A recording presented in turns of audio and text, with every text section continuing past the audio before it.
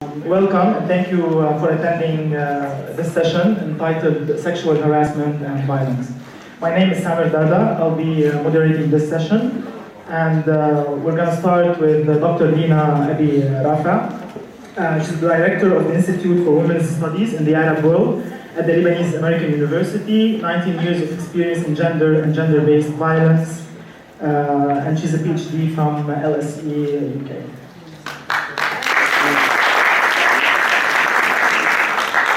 Thanks for this exalted introduction. So today I'm going to be speaking to you in my capacity as a former humanitarian aid worker working on gender issues and gender-based violence around the world. I'm also very congested, so I'll try hard not to sneeze into the microphone because it just won't sound good or really look good. Something you probably already know, our reality is one of gender inequality, right? That's everywhere, every context, every country in the world. It has been the goal that eludes us continuously. This region in particular was just ranked last. I think some of you might have seen the Global Gender Gap report that was released in 2016. So we are last of all regions in the world. And at the pace that we're going, the economic gender gap specifically is going to take over 350 years to close. So I keep saying, somebody dig me from the grave and let me know when we've closed it, or maybe we start working a little faster. Because we know that this is a global imperative. This is something that we hear about a lot. This is something that we have to do. We know very well how to do it. There's a lot of guidance, there's good practice, there's resources.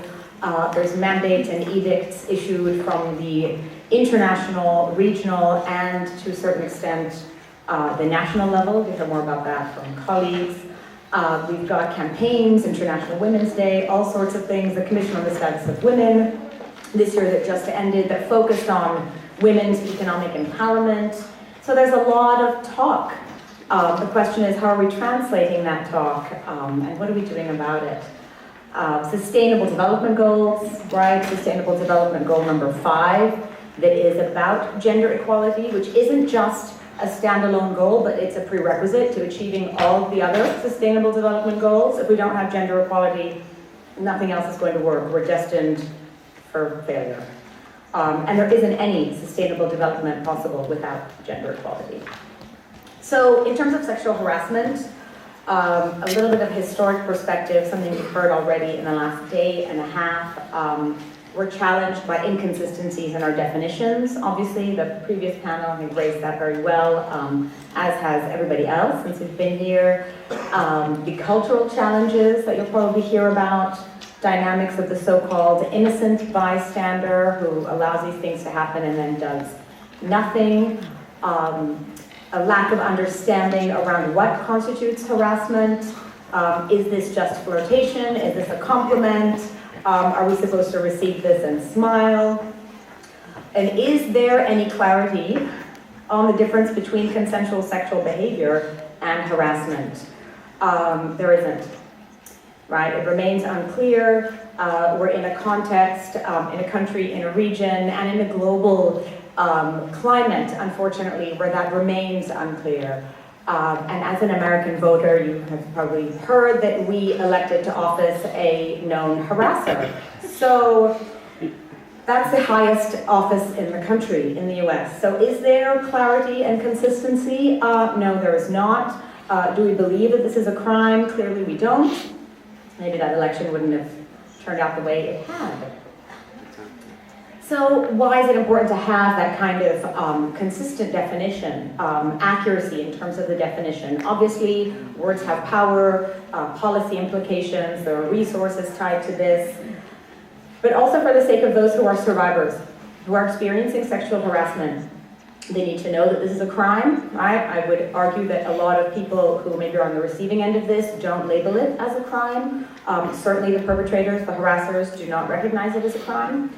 So what we need is to ensure that we have that shared definition and that we're using it and that it is labeled as a crime. It will ensure that we have accuracy in terms of understanding the magnitude of this problem and contributing to prevention and response measures. So So again, this, for me, as somebody who spent 20 years working on gender-based violence, is the most important human rights challenge of our time. So ending all forms of gender-based violence, of which sexual harassment is one. So what are the implications? Again, I mean, we've heard this a lot. It is an abuse of power. It's about control, the predator and prey dynamic. It's about entitlement to women's spaces, women's bodies. It's a restriction on women's freedom and mobility. So it is, on so many levels, problematic. So what I want to talk about specifically, and the reason I zipped through all the rest, is because I want to talk about sexual harassment in the context of humanitarian aid work. This has recently come to light, only in the last couple of years, and it seems like a contradiction, actually, because people will say humanitarian aid workers, you know, superheroes, wearing their capes, saving lives, protecting human dignity, but do they also experience all forms of gender-based violence, including sexual harassment? Absolutely. And that's something for quite a long time we brushed under the carpet very well, and only now is something that we are addressing. So the circumstances of humanitarian aid work, for those who know it or live it or watch it from a safe and clean distance, it is the context of what I call instant enforced intimacy. So that context presents a lot of challenges. Lines are a little bit fuzzy. People are sharing space. The living space is also the working space very often. You are in close proximity to others. You are sharing living rooms and bathrooms and sometimes bedrooms with your colleagues. So it is a difficult environment where you have no privacy. At the same time, it's very stressful, it's very disorienting, so you become very close to coworkers and the people who are around you for emotional support. So it is uncomfortable in a lot of ways, and lines are blurred. So what are we trying to get at when we talk about acknowledging this in the humanitarian aid sector? It is, firstly, that it is a sector like any other that has systematic gender inequalities. And the full extent of that isn't known, because only 2 years ago did we start talking about it. An organization like Report the Abuse, the Institute for Women's Studies actually hosted the founder and director of that a few months ago. Some of you may have heard her speak. They've been collecting data on sexual violence overall in the humanitarian aid sector, and the extent to which those are sexual harassment, unwanted comments, unwanted sexual touching, aggressive sexual behavior, and so on. So she is one of the pioneers, and this organization is one of the first to come out publicly and start talking about this as a serious problem in the humanitarian aid sector. Another organization called the Humanitarian Women's Network conducted a survey in 2015 to look at the extent of the problem. Again, over 1,000 women were surveyed. I also participated in that survey. Women who are from a range of agencies in the humanitarian aid world, a range of countries, looking at sexual violence and the extent to which that takes place in the context of their work. So why did the Humanitarian Women's Network look at women? Well, the reality is that the majority of humanitarian aid workers who are survivors of all forms of gender-based violence are women. That's not to say that doesn't happen to men in that context, but the vast majority are women. And the problem is a lack of response, obviously, from the organizations that are supposed to be supportive, are accountable, are supposed to protect their staff. So these aid agencies are not providing adequate, timely, ethical, appropriate care and support. In fact, are helping to cover it up, which contributes to the problem. And obviously survivors are reluctant to report. Professional repercussions, mistrust of the system as a whole, and that's not unique to the aid sector. So what did that survey say? Basically, the survey for us was significant because it presents a snapshot, but shows that there is a massive problem that needs to be researched and needs to be addressed more widely. So in terms of the figures, 55% reported sexual advances from male colleagues at least once, unwanted touching, physical aggression, 4% forced to have sex with men they worked with. Now, what's important to note is that a third of those that reported these cases said that these came from male superiors. So again, an added challenge in terms of reporting and addressing the problem makes that even harder. 69% of those didn't make a complaint. Again, that's not unique to this sector. There are professional consequences that they fear, certainly. It is a male-dominated industry. There is mistrust of the system and if they would be provided with the right kind of support. In terms of the qualitative evidence that it gathered, I'll read you some of these. It may not be me, it may be one of my friends or a coworker or another aid worker, but it's going to happen. Another said, it was like being in a boys' club. I didn't report because I would be told I wasn't tough enough for the field. This is something that we hear quite a bit, again, because this is a male-dominated industry, so you do hear that quite often, that anything that you experience is easily dismissed because this is the field, this is an emergency, and you're supposed to be able to handle it. And oddly, that should include any kind of sexual violence, which clearly doesn't make any sense. Another said, when I reported, I was given excuses about the administrative difficulty of terminating his employment. When I reported harassment, I was 22, so that was a long time ago, and I was told, and I'll never forget it, I reported to my boss at the time, and I said, I'm being harassed and propositioned and groped by this colleague, and I shouldn't be sent out on field missions that are 18-hour bus rides with this person and neighboring hotel rooms in really remote field sites. And my boss said to me, oh, Lena, what am I going to do? Sit him down and try to get a confession out of him? It would be like nailing Jell-O to the wall. I thought, I'd never heard that expression before, but I'll never forget it. So that was 20 plus years ago, and I still remember that. Nailing Jell-O to the wall. And that was it. That was the end of the story, that I continued to have to work with this person until I then left that particular country and that particular organization very, very happily. And I tell that story all the time. Maybe one day somebody will be in the audience. I'd love it. In any case, so what happens, right? You leave the country, you leave the mission, you leave the organization, or you leave your career in the field altogether. It was definitely, for me personally, enough to have me think, do I want to do this?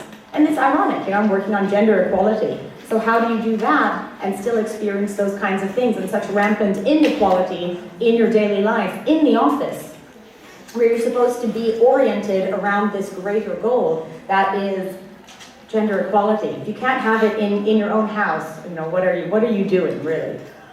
So obviously this is a massive failing of the industry. So how does that impact then the work that we are supposed to do as aid workers in protecting vulnerable people and preventing these kinds of things from happening? I mean, that's the mandate in effect. So if we're talking globally about 400,000 aid workers of various nationalities and organizations and capacities and whatever, we're talking about thousands of people that are affected by this, and hardly any that are talking about it. So again, the idea of getting your own house in order so you can get to what you're supposed to be doing, which is helping other people. So what do we want? Obviously, let's acknowledge that it's a problem. Let's acknowledge that it's a very big problem. There needs to be a review, there needs to be a lot of discussion around it, clarity, zero tolerance, codes of conduct, appropriate handling of cases. I mean, we could go on. There needs to be best and worst practices and ranking. Naming and shaming always seems to work for people, unfortunately. So when you highlight the worst organizations in terms of handling these cases, that puts fire under the bum, to get people going. So there needs to be strategies, especially in terms of how we're responding, protocols in place, etc. So what's been the global reaction then of the work that Report the Abuse has done and the Humanitarian Women's Network? Well, the wonderful thing is actually it did light the fire under the bum, which is what we wanted. The IASC, which is the Interagency Standing Committee, that's the global body that is that coordinates humanitarian assistance. It is made up of different agencies, interagency. Anyway, they issued a zero tolerance statement in March, so like 5 minutes ago, saying that they were, in UN speak, deeply concerned and further concerned, and like super duper concerned, which is great. So we're very happy with the concern. Sorry. Anyway, I'm also former UM, so forgive me. So what did they say? Basically, they're committed to zero tolerance, to prevention, to accountability, to response, to all of that stuff, to protection, to putting policies in place, and making sure that staff across all organizations are aware of and are prepared to comply with all of that, and that there is the risk of prosecution, perpetrators will be held to account, and those who report will be protected. That's been a very big deal as well, because that obviously hasn't happened. Providing appropriate, ethical, safe, consistent, timely support and access to justice. Again, some of our big shortcomings. Oh, I only have one more slide, so that's good. So basically, we say that we have a duty of care, right? We talk about that a lot. We also talk about do no harm a lot. We've got some nice little taglines that we need to finally put to use. Lebanon, I'm going to let my colleagues who are experts talk about that, but obviously the humanitarian sector here is not immune. We at the Institute are hosting a researcher for the summer who's actually going to look at the problem within the country, which should be really interesting, looking at sexual harassment in the aid community in Lebanon, what forms, who are the perpetrators, who are the survivors, how's it being handled. And these zero tolerance policies, they're all nice on paper. Are they being enforced? What does that mean for people? People understand. The challenge in countries, not just Lebanon, is that organizations, some are bound by in-country employment laws, and that doesn't provide the right kind of protection. Okay, so what? So you look at humanitarian aid with all these exalted kind of principles, humanity, neutrality, independence, impartiality, etc. So how do you reconcile sexual harassment with that? How do you even allow that to continue? It undermines the core values. It completely hinders aid workers who already are in pretty challenging contexts. So it's impossible, in effect, to preserve the human dignity of others when your own is at risk. So I'll stop there.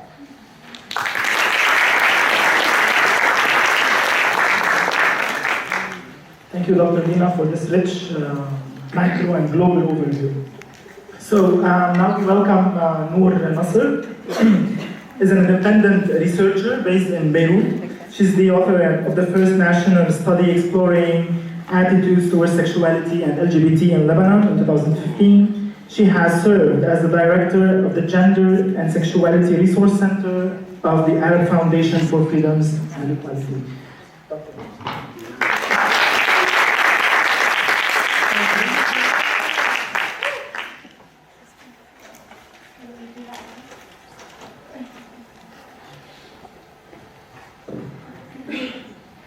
Thank you, Nasr.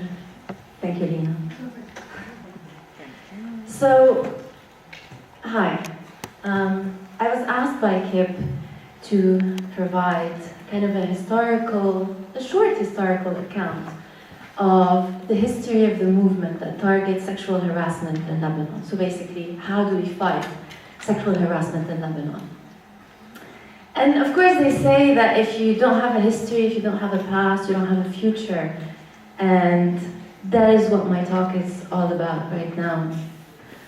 But, so how do I squeeze about a decade of work on sexual harassment, on eradicating sexual harassment in Lebanon in 10 minutes?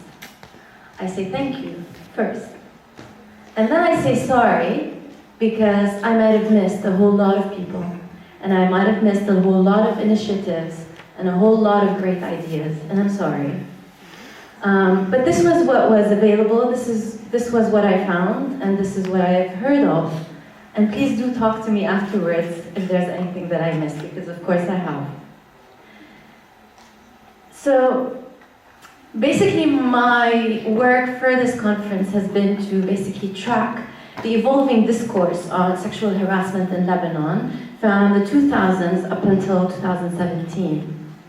But the interesting thing was the first few instances that I have found on sexual harassment and eradicating sexual harassment in Lebanon as a formal initiative that was out there and visible started in about the 2008.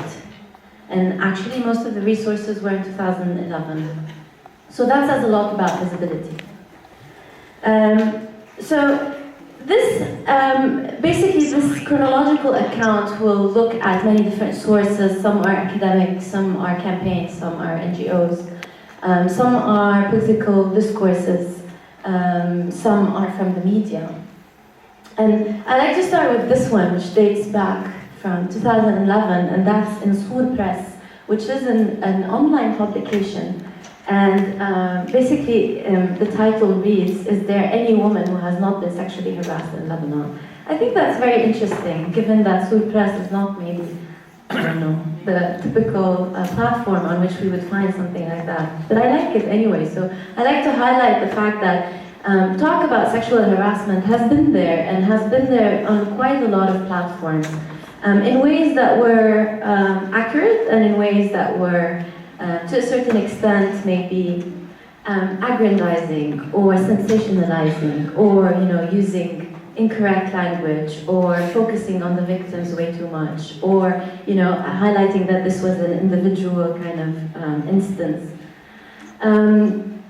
At the same time, CAFA in 2008 has published a study, a very notable study, on child sexual abuse, and one of the few points that I was able to take out from that study is that there were adolescents, aged 15 plus, both boys and girls who had been sexually harassed. And they were harassed by a whole number of people around them, mostly adult men, whether they were strangers or they were family members. Okay? And it was even, exposure to certain material that was sexually explicit, or even touching, and other forms. Amnesty, on the other hand, highlights, Amnesty and Human Rights Watch, they highlight that this phenomenon has also been extended to the refugee population in Lebanon. And the quote here is, "Almost all the women we spoke to said they were constantly sexually harassed in public by neighbors, bus, taxi drivers, strangers in the streets, sometimes even by police officers and government employees, and by humanitarian aid workers." Not as Nina was saying, as my colleague Nina was saying.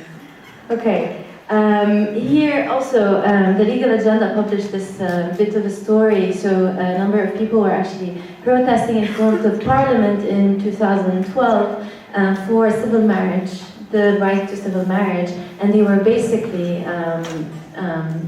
they were greeted by security officials with a number of a lot of sexual harassment, basically.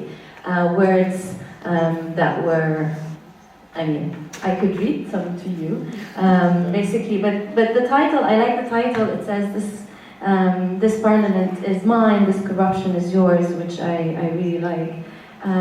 But basically things that were noted were, oh, you want civil marriage? I'm going to marry you. Or, different comments on looks. So up to the short chronology that I have, this was just a kind of an indication of how widespread the problem is. Of course, I don't mean to encompass every single aspect of the problem. I think that has been highlighted quite enough as part of this conference. So if we have to look at the different initiatives that were actually visible when it came to eradicating or fighting sexual harassment in Lebanon, we first have to talk about, the first one is the Adventures of Salwa. And I'm just going to leave it working a little bit in the background. Of course, there's a little bit of sound, but it's just a sound effect, so I think you can handle it without it.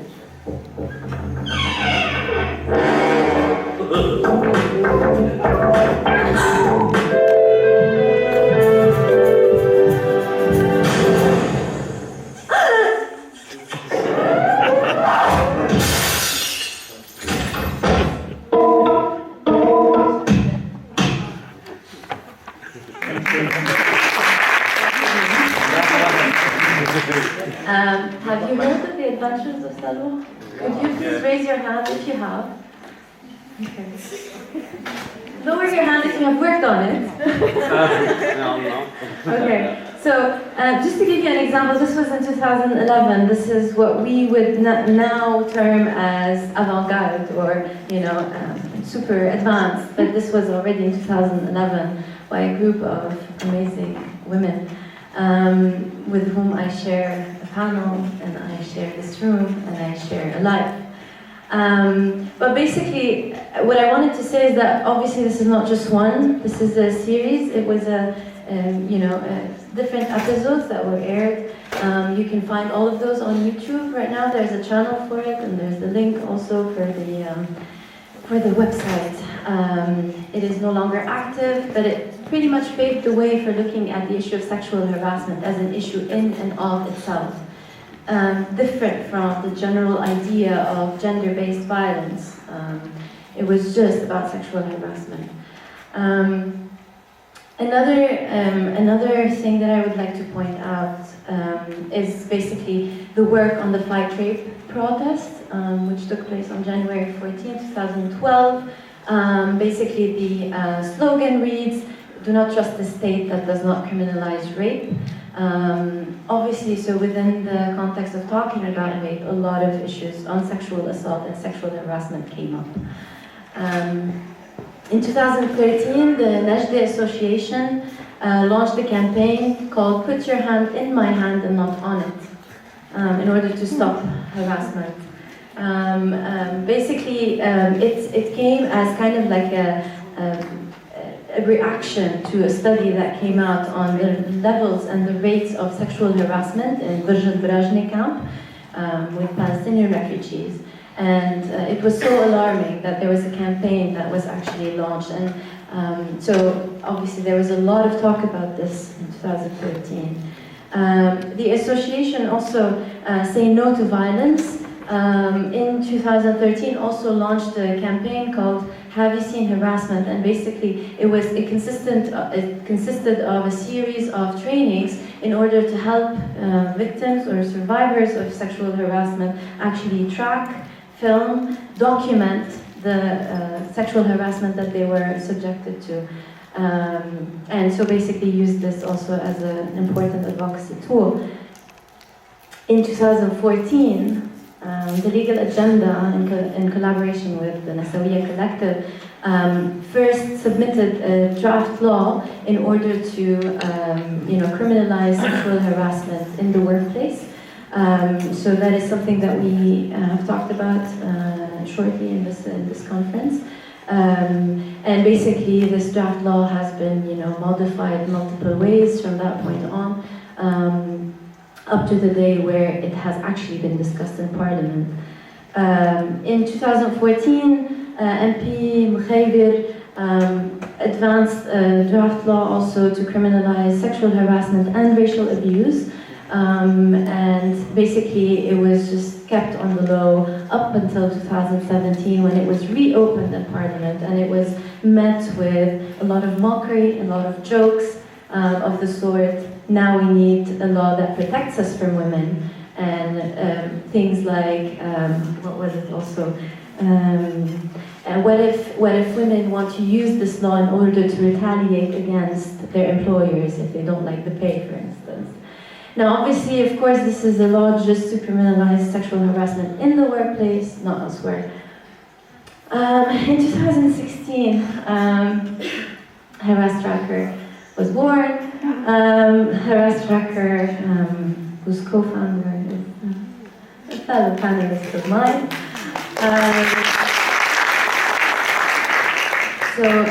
Harass Tracker, correct me if I get anything wrong, Mike. It's an initiative to basically track harassment, document it on a geographical map, which actually the Adventures of Salwa had started to do at that point in time.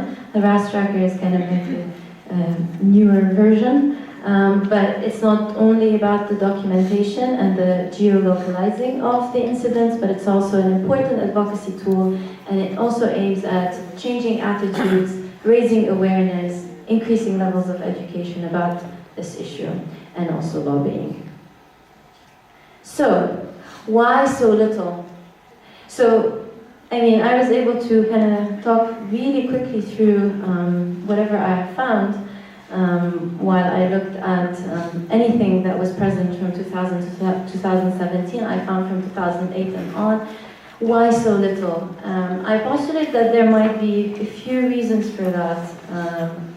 One of which is the idea that there is this one umbrella of gender-based violence, or working on violence against women, where most of the work on sexual harassment gets kind of like hidden under. So it's not saying that sexual harassment is not tackled, it's just saying that sexual harassment as an issue in and of itself is not tackled by itself enough. Okay? So, and also, when we talk about, this one umbrella of gender-based violence or assault or violence in general, of course, there are things that automatically, in the minds of little people, get prioritized in the order of most urgent, most serious to less serious, and sexual harassment often comes at the very bottom. One must not also forget the fact that in a lot of cases the work on sexual harassment is motivated by funds given by donors, and that follows specific agendas. So in relation to the fact that this issue has not received a lot of visibility, it is understandable that not a lot of funds have actually been specifically allocated for that. And there's also always the issue of funds not being enough to tackle such a big issue which require a lot of mobilization. And finally, the invisibility of the problem, not because it's not important, but it's obviously the nature of it. The fact that, one, the definition of sexual harassment being a wide plethora of behaviors, attitudes, looks, verbal, non-verbal, etc. In a patriarchal system, par excellence, what happens is, anything that is not clear, not that visible, will easily be swept under the carpet. And so we completely understand why, in a context where the blame is placed on the victim, the burden of proof is placed on the victim, and the person having been through sexual harassment might not want to actually report and document. We would completely understand why this issue could easily pass as a non-issue. Okay, so here is just a few reasons that I have outlined, but I think there are many, many others. And I think there were many great initiatives out there that maybe did not receive that much visibility. There were many great ideas that maybe did not turn into reality. And we thank those anyway. So my humble recommendation would be to, one, shed light on the fact that sexual harassment is a worthy, issue in and of itself to be kind of discussed, to be brought to light. Second, the idea of dedicated funds for it, and this is possibly requiring something of donors, but also recommending these things if those initiatives need to be done in the context of an NGO or any kind of organized collective. Cooperation. We often want to reinvent the wheel. We often want to, even individuals, we want to come off as someone who has created something different, while we forget that we stand on legacies of people who have come before us. Basically the cooperation, the fact of this being a movement in building rather than separate efforts that compete for funds, that is very important. Mechanisms of accountability, reporting, and recourse to justice are very important in order to highlight and increase the visibility of this issue. Maintaining lobbying efforts for the draft laws that were actually presented, and not stopping until they actually make it. But at the same time, increasing the awareness on street harassment and trying as much as possible to actually have a draft law for that. And pushing it forward. And also, I think one possible idea is pressuring private sector to push for policies, or to create policies in different companies, for instance, that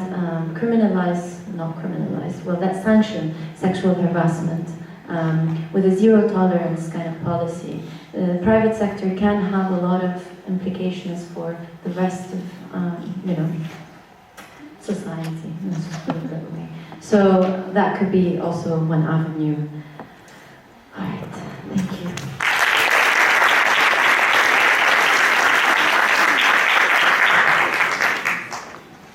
Thank you, fascinating examples. I'd like to welcome Anthony Kadi, Program Manager, Abad. The floor is yours.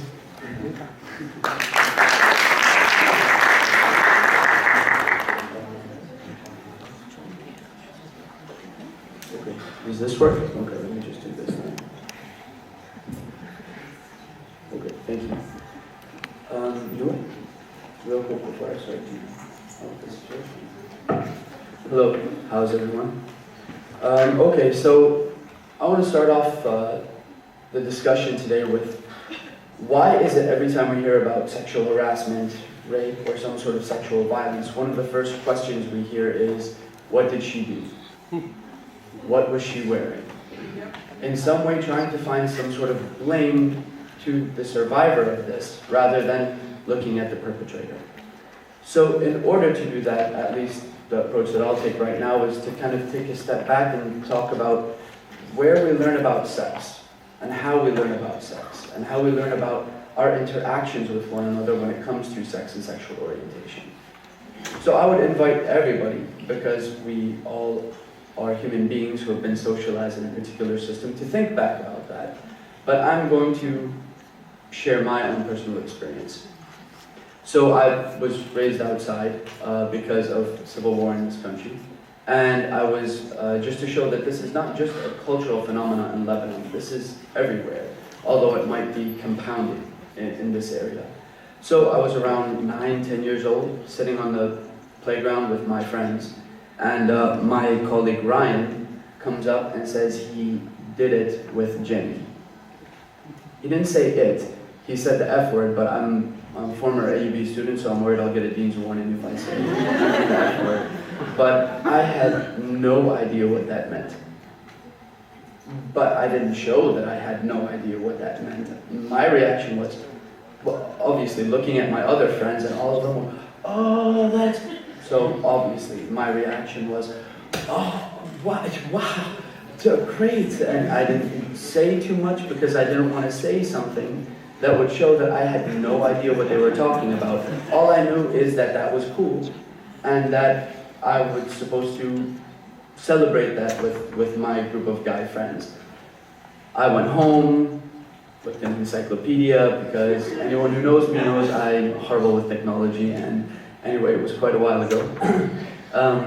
And I found out about that word, about sex, and about all of these other things. That was my introduction to sex. If we think about that and where that comes from, we need to think about how many young men learn about sex. And I want to talk about women too, but my specialization is more in masculinities and the masculine gender role and how we socialize men. So I want to take a moment to look at the people who are perpetrating this violence in order to understand the phenomena completely. And when we think about this socialization, we think about how did I learn about sex? How do most men learn about sex and sexual orientation? Media, role models, things they see around them, society, that is either reinforced or punished based on the cultural context. And alhamdulillah, patriarchy exists everywhere, sarcastically. But that's what happens. So we learn that you should actually go and hit on women, be outgoing, say whatever you need to, because that is a sign of you being alpha. That is a sign of your masculinity. If you don't do that, if you're too shy to do that, that is usually socially punished. Oversensitivity, any affection or attraction to men, an absolute no-no, because one of the core building blocks of patriarchy is homophobia. We learn all of these things every single day. Men learn to hypersexualize in terms of the more sexual partners you have, the more women you know, the more you have sexual relations with them, your value as a man goes up. In the same respect, we teach women the complete opposite. We teach women to be conservative, to have no agency over their own bodies, no agency over their own sexuality, because the agency for women's bodies and sexualities is for men. Then we teach men that you are the gatekeepers. You are the protectors of these values. And if need be, in fact, it's expected that a response will have to be violent in order to reinforce these values that we cannot allow to slip away into nothing, into the liberalism that we talk about when we talk about human rights. And when we want to have a discussion about violence and sexual harassment, we do have to look back at that socialization process. Sexual harassment is not a normal biological phenomenon. This is not, studies would have shown long ago that testosterone causes people to sexually harass other people or act in ways of sexual violence with other people. Long ago, the solution would have been given men estrogen shots, and we probably would have been done with the problem a long time ago. It's learned. It's learned.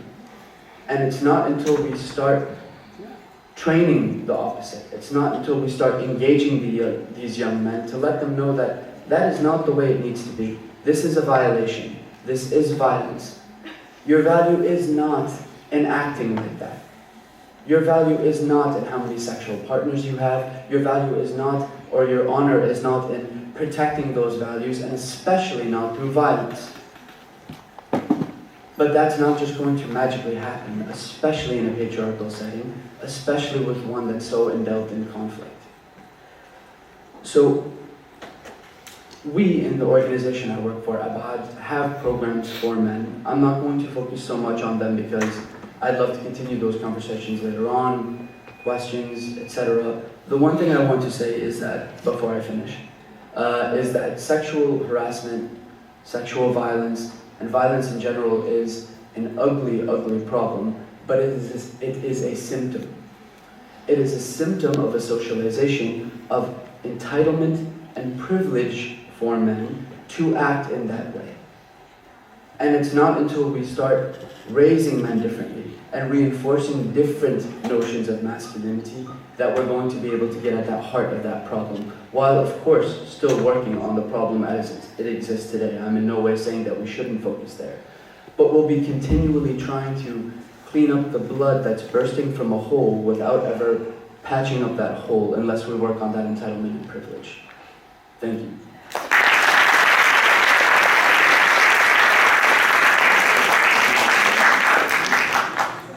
Heart touching. So let's welcome Nour Al-Rai, co-founder of Harass Tracker, writer, researcher, and ILO certified gender auditor, with an undergraduate degree in journalism, MA in media and gender. Please, the floor is yours.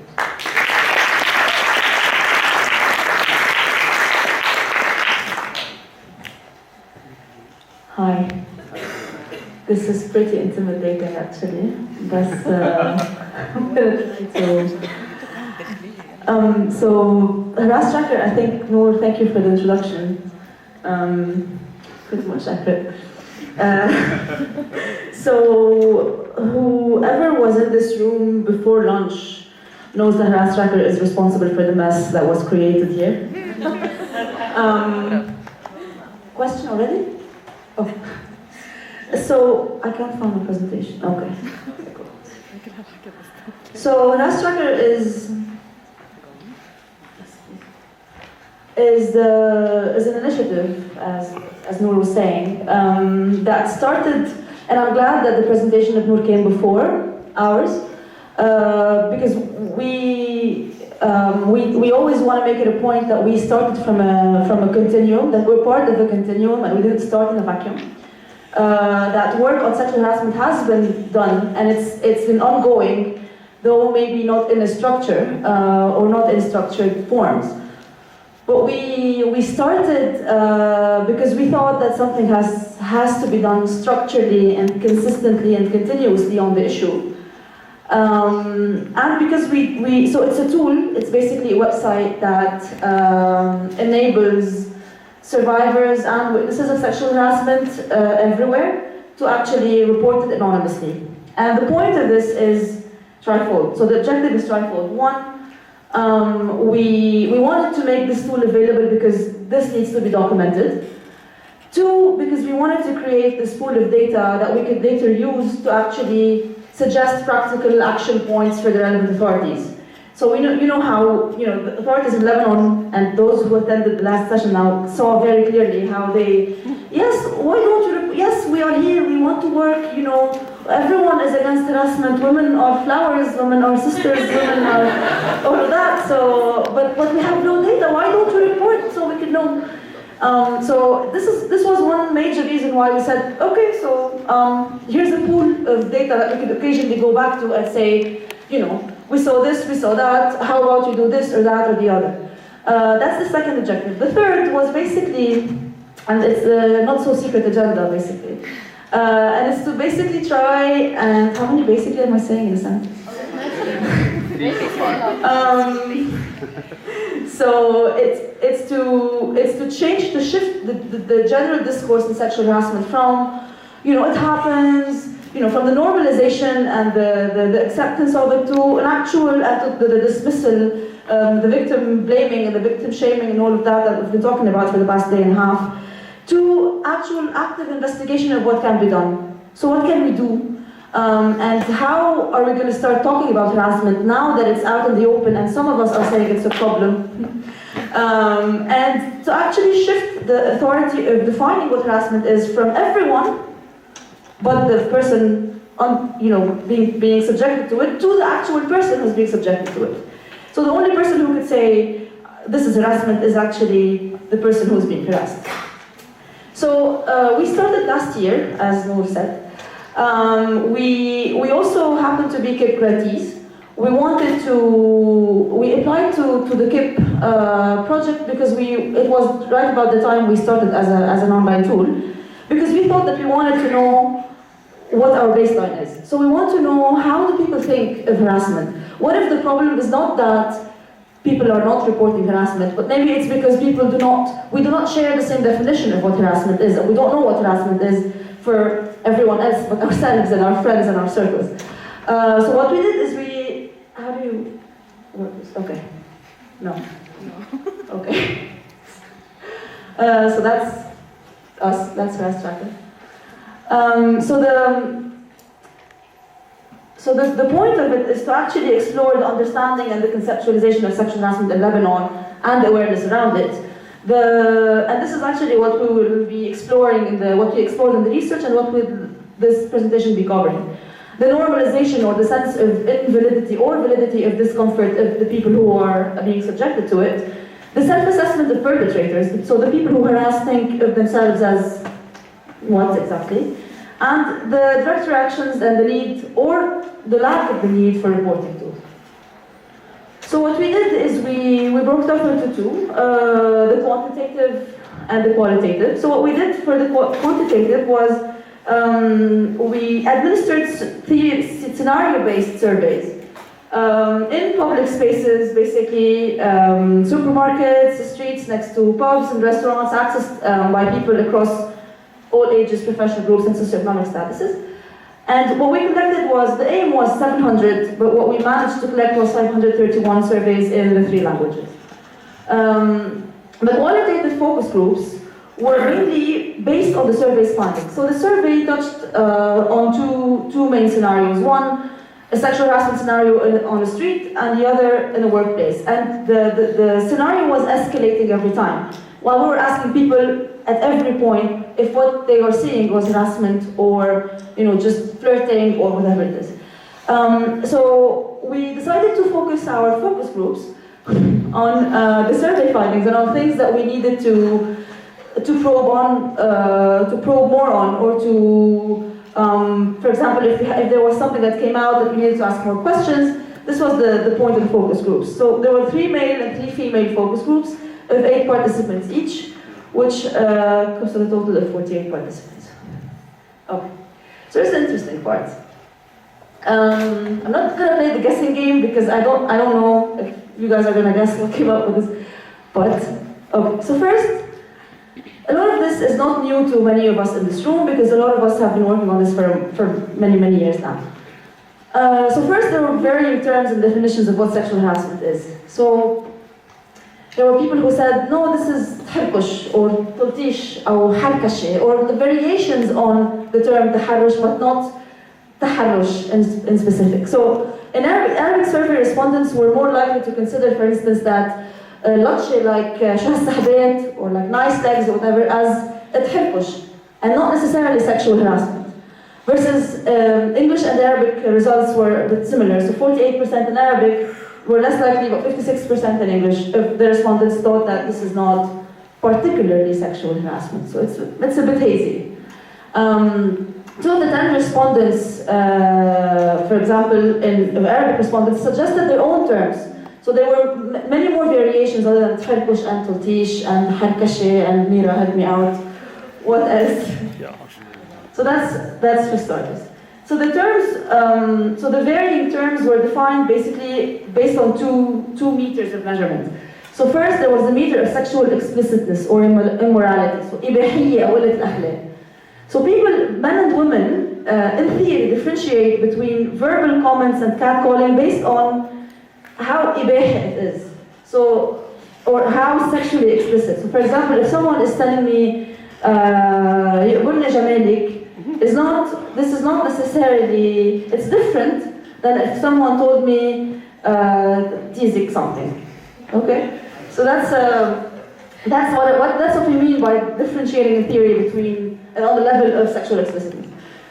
So here's the interesting part. Men accepted being labeled as harassers, so عم يتحرش, even when they're not using these sexually explicit terms, although across the board men admitted, like very openly, that even non-sexual compliments were aiming at sex.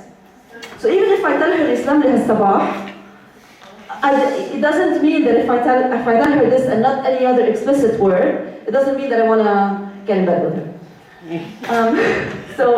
And women only call it verbal sexual harassment if it's loaded with explicit terms like teasing, body parts, stuff like this. Although, interestingly enough, they report feeling humiliated or discomforted or bothered from all kinds of comments, not necessarily those that are only sexually explicit. So the first meter, as I said, was on the level of sexual explicitness and immorality, quote. The second was on the meter of the perpetrator's intention versus the receiver's sense of insecurity. So, yeah, okay, Sheila, right. Men across all focus groups, the 3 focus groups, admitted that the goal is sex. So, طبقة, نما is like just the generic term. طبقة, شيلة, أعملها, things like these.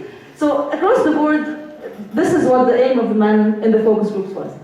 But women think that the intentions of the guy matter more than their own, or than the woman who is receiving this, her own sense of security or her own experience. So, and at the outset they don't presume bad intentions, despite feeling discomforted. So across the board, women feel discomforted even when it's not sexually explicit. But they don't call it sexual harassment because, well, he didn't want to do anything, or he didn't look like or sound like he wanted to do anything. So, in a sense, the perpetrator's intention overshadows the sense of insecurity of women. So whatever he wanted to do is actually more important than what she felt that he was going to do, or what she felt that his actions were influencing her. So, notion number 2 is consent. So first, what we found out was that the term sexual harassment was varying and changing and had a lot of definitions. And the second was that the notion of consent only existed retrospectively. So, for men, it was very clear and explicit that all relations or sexual encounters aim at sex and start with sexual harassment. So everything starts with sexual harassment for them.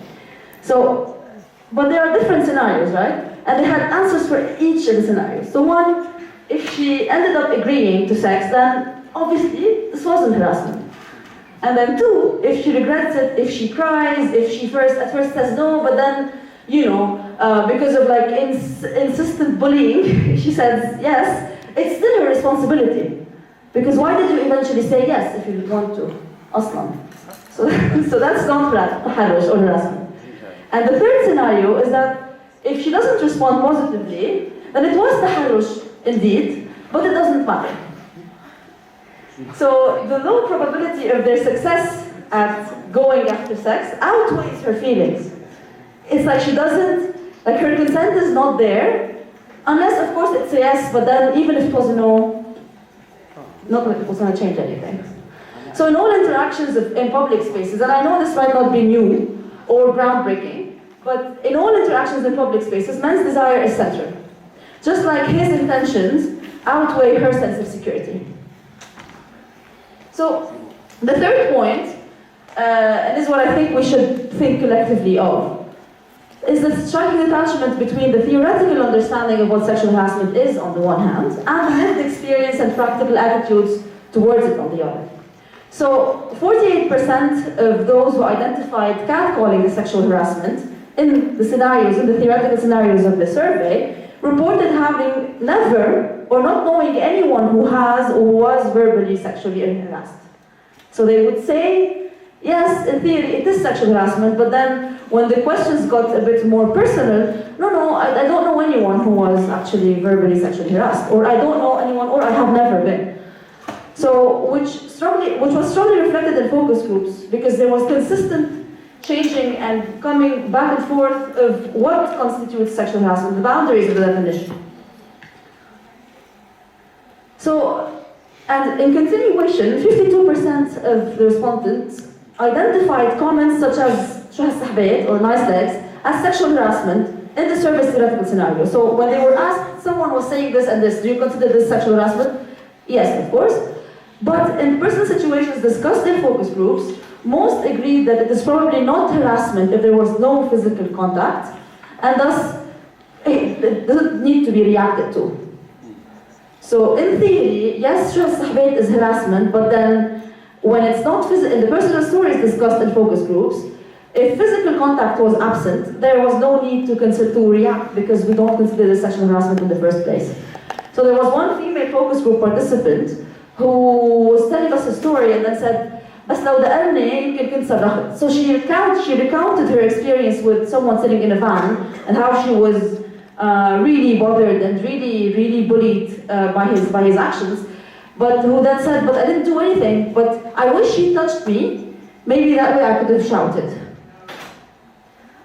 So, which also shows us one very important finding, is that there's conditional validity of reactions to sexual harassment. So sometimes we think it's valid to react to it, sometimes we don't. And the condition is, it could be touching, it could be something really explicit, all of these. But the important thing is that it's always conditional. So 4, women delegate their sense of bodily discomfort and ownership to the community and families. So women reported trusting their families, basically more often their fathers, more than their own judgment on an incident, whether it's sexual harassment or whether it's safe, and then hence as a result the family would judge better if her sense of discomfort was valid. So for instance, there was a focus group where a woman was telling us something about a man she was a kid, and the man had put her on his lap, and she recounted feeling uncomfortable with this. But then when he told her, "Yeah, I'm your dad's friend," she still felt uncomfortable. She stayed, because usually with her dad's friends who put her in their lap do not make her feel uncomfortable. But then it turned out that this guy was lying. It wasn't the dad's friend anyway. But she left, she had fled away. But then the way she was talking about it was, if it was really my dad's friend, he wouldn't have done that. And she would have felt more comfortable sitting in his lap, although we don't really know if she herself would feel comfortable, but just because this is a dad's friend and this is a sense of community and a sense of family that judges my sense of comfort. So, and also women expressed not trusting witnesses to stand by them if they relay the sense of insecurity in the street. So they fear being blamed, and they fear being shamed for the incident, and they fear being questioned. All right. So the conditional validity again, I'm being told that I don't have a lot of time left, but okay. So another finding is pervasiveness of insecurity. I think maybe if I go that way, Samuel would not see me. So the conceptualization of sexual harassment, mostly in women, was rooted in the sensationalist media reports. And this sense of insecurity that they have is pervasive, not only as a result of personal experiences, but also as a result of experiences of acquaintances.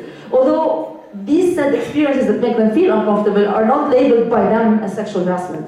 So they have a chronic sense of insecurity, but they don't label the root as sexual harassment. And so this pervasiveness of the sense of insecurity leads to limitations of movement, or either of their own or of their children. So one woman would not let her daughter go to her training because she's not able to herself get her there, and so I won't let her go alone. Women would not go into elevators, they would not go into empty areas, etc. Okay, so responsibility. So there's something, men reported, what we came up with was that they had selective responsibility. So they only take responsibility when it's considered wrong. And even if they took responsibility, it wouldn't really matter to them. Most men participants, some women blame other women. And they say that there's a condition of responsibility. So the women would say, so if a woman is mature enough, then she is considered responsible. Then this is not sexual harassment. So if the woman is a kid, or if the woman is unaware for some reason, then this is sexual harassment. But if she's completely aware and she's mature enough, then this is not sexual harassment. So this is conditional responsibility, which means. A very interesting finding that we came up with, and that was actually validated by the session here. Both men and the women will talk about sexual harassment as a disease, as a sickness, and the people who do it are sick people. But what's interesting is that they both used the same word. So they said, tawahhud is autism. So they said the men who engage in sexual harassment, so the men would pathologize those who do not. So everyone should harass for the men, but the men who do not harass are actually autistic, literally. They're actually autistic. They were born and raised in households that would not permit any social interactions, etc. But the women, for instance, would say, the men who do that, not everyone does it, but the men, they're actually apologetic about it, and they say the men are autistic. The men who do it are autistic. So, and this is the last point. There's also the othering of sexual harassment. So pathology and othering. So it's never us, okay? So we blame the immigrants at first, of course. So a lot of the stories that came from the focus groups were, it's the Syrians. Ever since they came, there was one interesting woman who said, you feel like they're invading, it's like the land is not theirs, the country is not theirs, and even the women are not theirs, so they kind of like let themselves go. بيستبيحوا البلد, بيستبيحوا النسوان وبيستبيحوا الأرض. This is exactly how she said it. Even though the main focus groups gathered Lebanese men and living in Beirut, and the striking majority admitted to sexually harassing. They unapologetically said we all do harass, and those who don't harass us are actually the Honshi. So blaming the media, across focus groups, participants repeatedly mentioned figures like Miriam Klink, although people would look at Miriam Klink and say this is someone who's taking ownership of her body, regardless of what we may think of her. They would blame Miriam Klink, and then they would blame shows like Take Me Out as examples of how the media promotes sexual harassment and encourages people to sexually harass. One of the focus groups of the men with the least education, some of them use Nizar Abene to say, like Nizar Abene, who is like a poet and a prominent literary figure, who he talks to women like this, so why is it not okay for us to do the same? And there's blaming the society. So when people were asked about the role of society, men and women saw harassment as a societal problem indeed. So men saw it as a societal problem because the Lebanese and Arab society does not give them enough chances to have sex and to seek sex and to engage in sexual activity. And the women saw it as a societal problem because society does not believe them when they say it's a problem. But the interesting thing is that they would say it's a societal problem, but then it's never me. Like it should never start with me. It starts like it's the society, it's the media, it's the immigrants. It's not I am aware that of the privileges of my privilege as a man. It's just that society doesn't let us to have sex. Like we don't have opportunities. There's unfortunately no time to talk about recommendations, but we'll do that soon in another.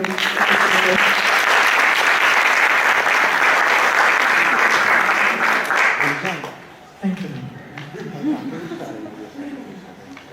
Okay. All right. So, Cynthia, the floor is yours. Let's just remind you that you have 10 minutes. You're welcome to start. Thanks, no pressure. Okay. Cynthia received her Master in Public Health with a concentration in health promotion and community health from the AUB. Her work in the many fields of sexual and reproductive health and rights, SKHR, started in 2008, and just the floor is yours.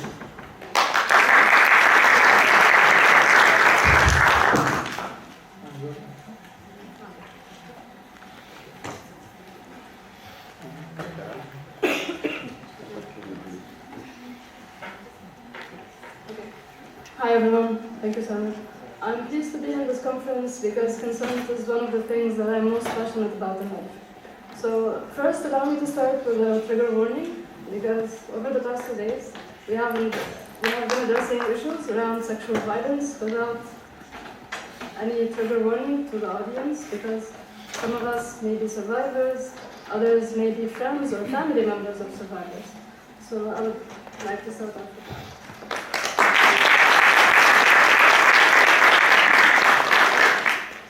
I will also be addressing suicide at one point, but I will not go in depth into that, so that's another trigger warning. Can you keep the lights available?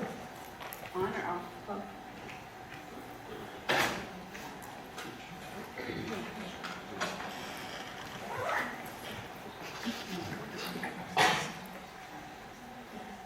So, I will not be having a presentation, I just like the lights like that. So over the past 2 days, we have been focusing mainly on non-trans women. And my notes will highlight the reported realities of the community of men who have sex with men in Lebanon. So, Naira Wahid writes, I am a silk field of vulnerability. So what are some of the factors that render members of the LGBT community vulnerable? As some panelists highlighted yesterday, Article 534 is still used to arrest and criminalize gay men and trans women. And despite the public announcements made by the Lebanese Psychiatric Association and the Lebanese Psychological Association, some psychologists and psychiatrists are still resorting to conversion therapy, and some are organizing talks on homosexuality.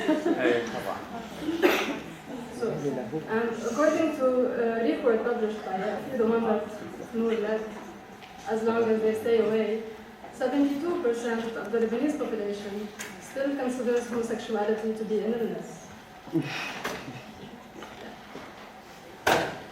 What's more is that rape is defined by the Lebanese law in a very heteronormative in essence. So meaning, and here allow me to say things as they are, it's only when it's an insertion of a penis in a woman's vagina. All other forms of violence are not considered rape. My last point to speak on the lack of, this is what Anthony mentioned, the lack of comprehensive sexuality education.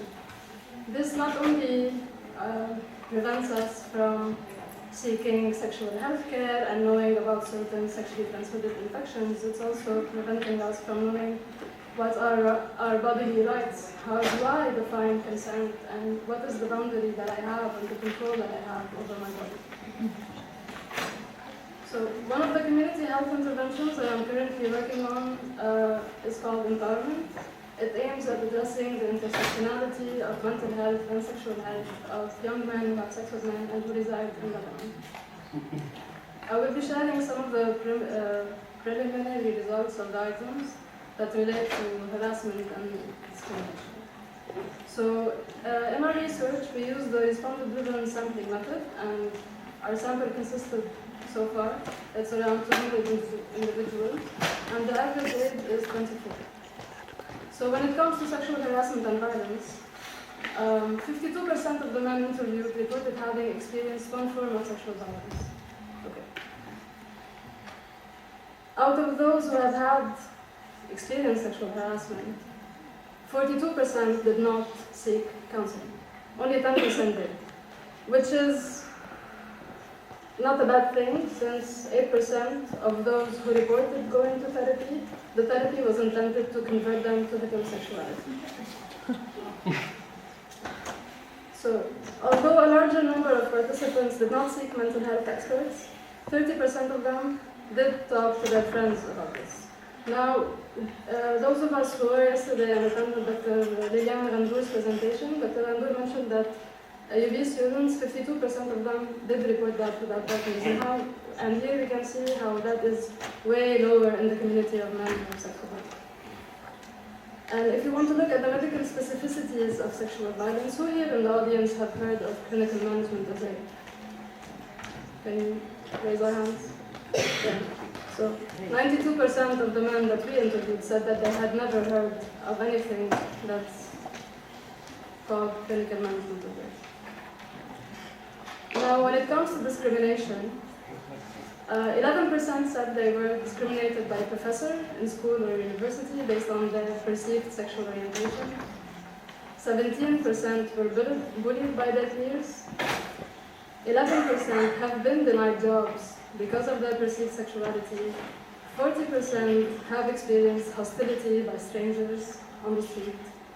And 13% experienced actual physical aggression while they were walking on the street by people that they have never met in their lives before. 32% of them reported suicidal ideations or attempts.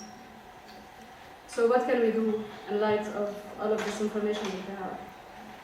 First, we need to re-examine the populations that we address and that we mention when we talk about sexual harassment and violence.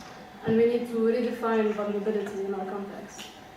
We also need a broader definition of sexual violence and sexual harassment, and one that is not limited to certain organs.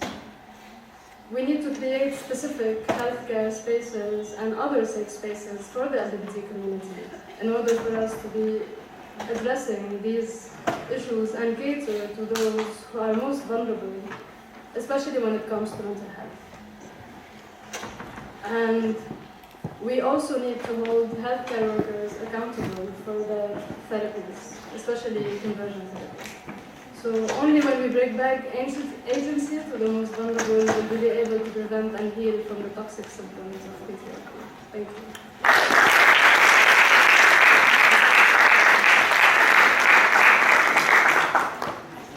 Okay, thank you, Cynthia. Great effort. Our last speaker, Zaina Mizhir, National Project Coordinator, ILO. Please.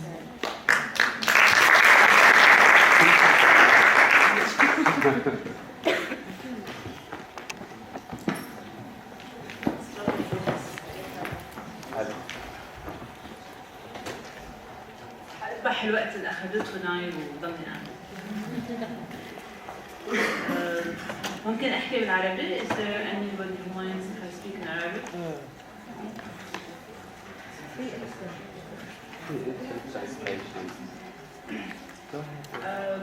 بدي بلش بقصة. مرة من الأيام مش من قديم الزمان. خالتي كانت عم بتكفي حديث أنا جيت بنصه وقالت رديتها وما عارفة إمتى رح يأمنوا لي وحدة جديدة. سألتها جارتنا اللي كانت طب ليه؟ ما حلوة. تلقائيا أنا فكرت عم يحكوا عن جاكيت أو كنزة بس كانوا عم يحكوا عن عاملة منزلية. بالحرف هذا اللي كنا عم نحكي. هو عم نحكي عن عاملة ردتها. اوكي هون قد موضوع ردينا انسان بس كمان انه له علاقه بجمالها، وظيفتها لها علاقه بجمالها، وهذا الحكي جاي من مره لمره ثانيه. بشكر كيب والكونفرنس انه لقيت هيك مساحه صغيره نحكي عن موضوع عاملات المنازل بموضوع الكونفرنس. وبرجع هون لشيء كثير حلو الصبح قالته نوال السعداوي هو عن التناغم اللي دخلها، عندها تناغم جسدي فكري وروحاني، وهذا مخليها أنا تكون متصالح مع حالها.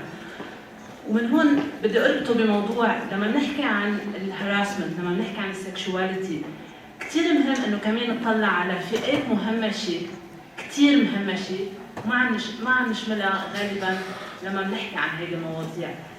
ف صح يمكن ما فينا نحمل كل الحمل دائما، بس موضوع عاملات المنازل موجود بكل بيت. بكل بيت مرات كثير، يمكن هون الحضور اللي موجودين مثل ما بيقولوا في بير ابروتش، عم نحكي ذات الافكار، انما قد ايه منا في اشخاص بتتحرك؟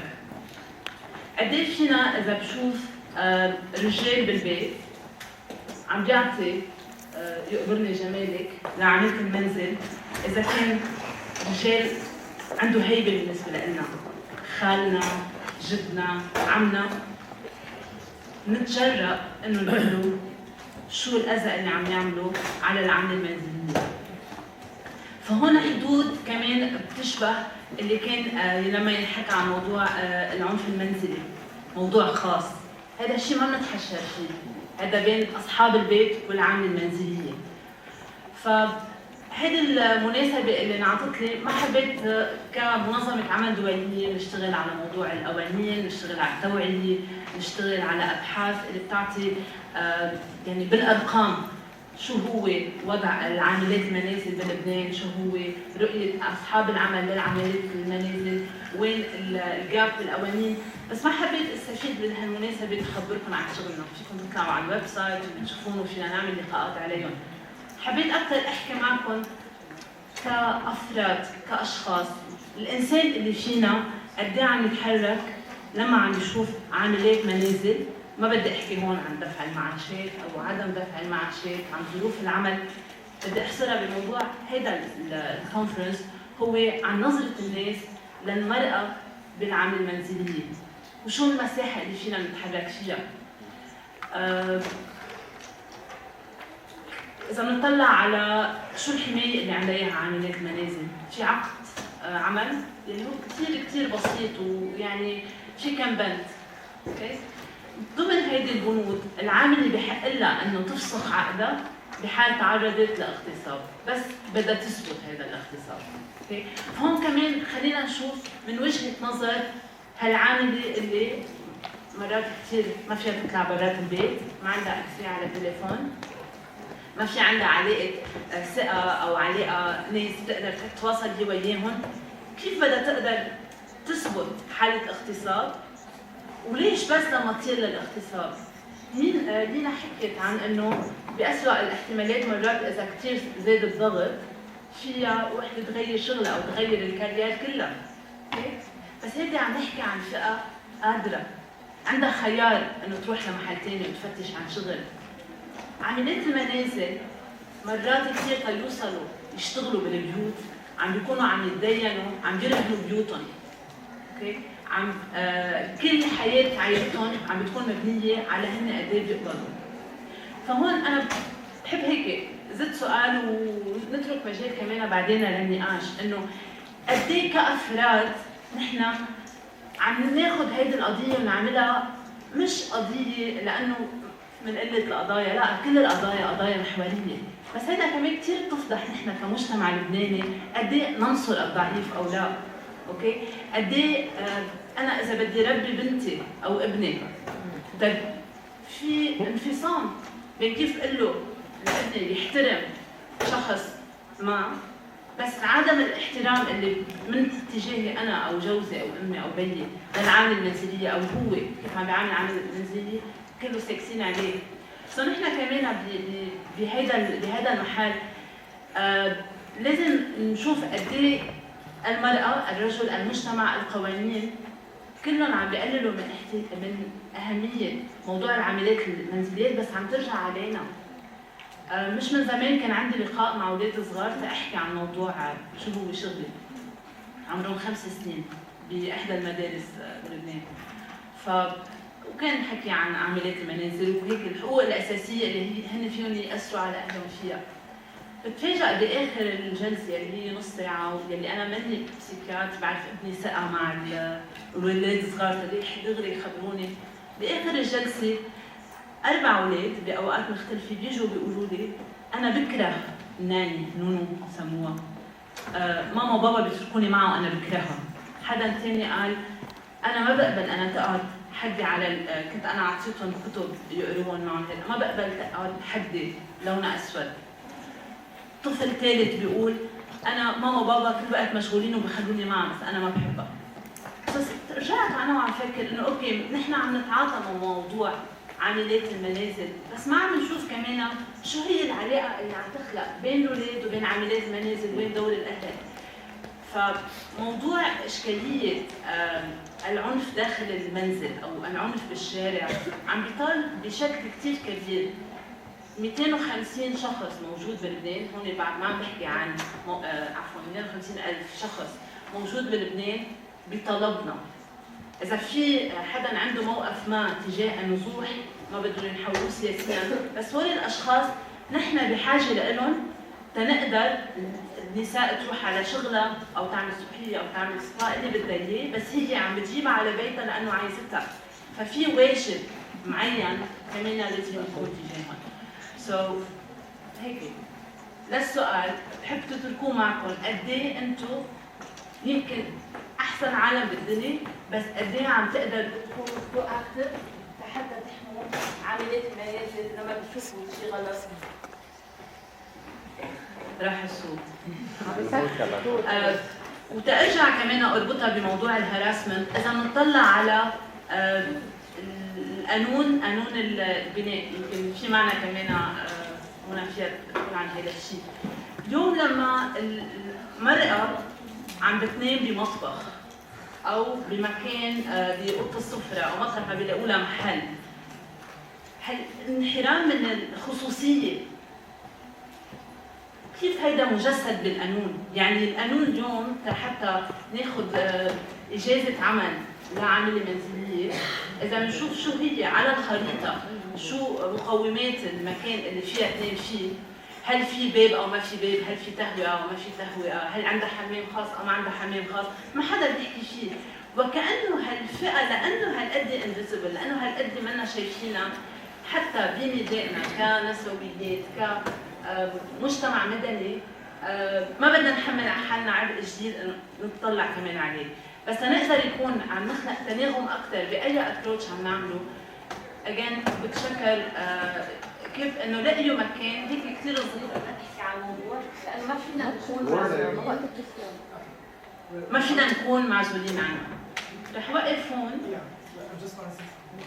I'm sorry, we're out of time. We're just going to have 2 questions. Thank you very much. Questions? I was one of the founding members of the Feminist Collective before it became Nasawiya, and that's why I wanted to add to what Nour was saying about the history of sexual harassment activism. That, in my opinion, I had worked on the initial plan for sexual harassment work before it was actually launched back in 2009.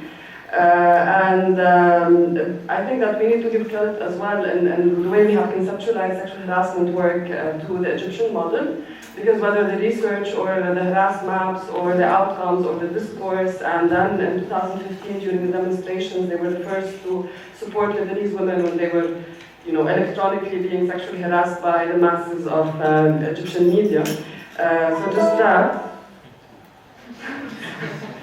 And I would also add that I don't know if there is a space for critique, that we have to face a big problem of the way we have always managed, whether in international organizations or in grassroots organizations, we have always centered sexual harassment on the basis of demonizing the perpetrators and criminalizing the perpetrators, and never centering around the rehabilitation and the healing of the victim, which has left us with a very difficult situation where even in grassroots organizations, when these situations have happened publicly, the victims have been faced with either slut-shaming within these organizations, with either slut-shaming or essentialized masculinity-centered discourse of "we forgot."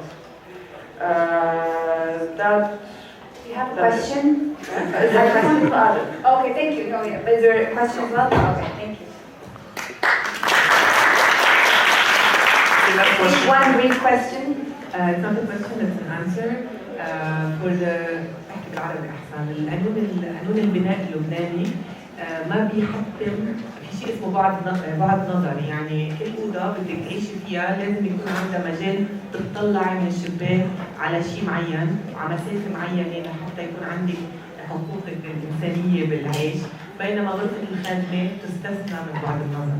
فممكن غرفة الخادمات تكون ما فيها شباك إطلاقاً، ما فيها نور، ما فيها تهوئة، ونحن كمهندسين كثير بنواجه هاي الصعوبة مع المتعهدين البناء لأنه بدهم يكبروا الصالون إذا غرفة الخادمة، فأوضة الخادمة بتكون أقل من مترين، يعني مترين بمتر و30، بيرجعوا بيقولوا لنا طب معنا بنعملها متر و60 بس إنه فيها تيجي الخادمة قصيرة، يعني في هيدا النوع من التعامل أنا كمهندسة بواجهه مع كل مشروع بتكون الشقة 700 متر بس الخادمة مترين بمتر و30. فنحن مع جلال ثابت اللي هلا مرشحنا لنقابة المهندسين بنقابتي وعم بعمل دعاية. كل مهندس بحب انه يتعاطى مع حقوق الانسان بتمنى الانسان ينتخب جلال ثابت لانه غطينا عليه. Thank you. I hope you enjoyed it. Just sorry for being late.